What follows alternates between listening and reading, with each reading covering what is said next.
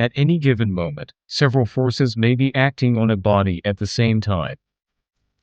Having a net or resultant force, we can calculate the acceleration of the body with Newton's second law, where force equals mass times acceleration.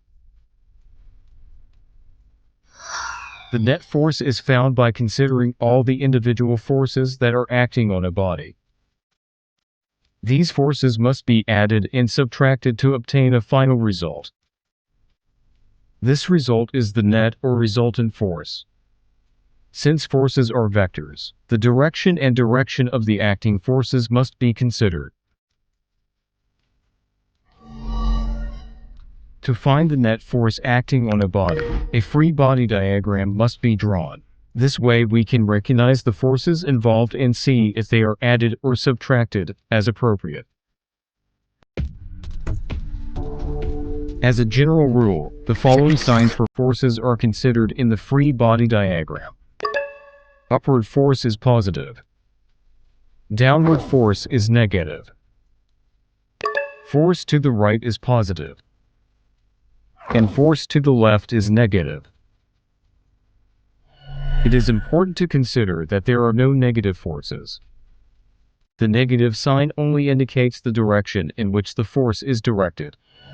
There are several possibilities to determine the resultant or net force.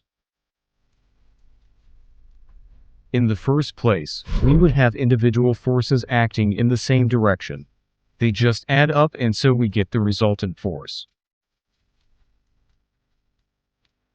In the case of individual forces acting in opposite directions, they must be subtracted and the result will act in the direction of force measured. But also, there may be situations in which there are forces acting on a body and in different directions.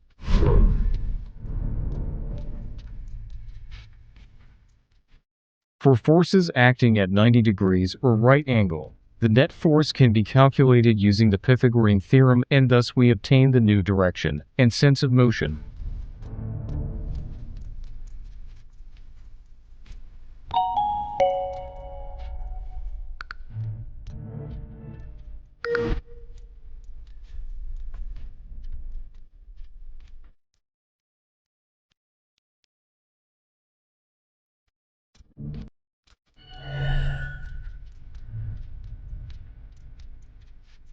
In the case of forces acting at an angle other than 90 degrees, to calculate the net force, rectangular components or the cosine theorem could be used.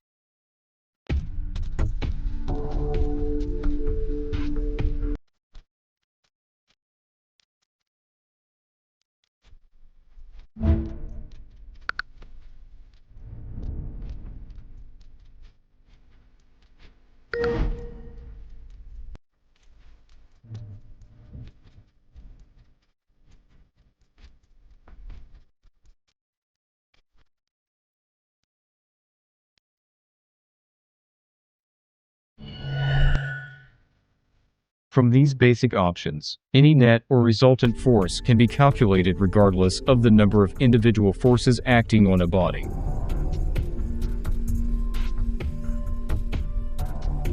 We must consider that, although there are several forces acting on a body, it will not necessarily move, since the sum of forces can be equal to zero, which causes the forces to cancel out.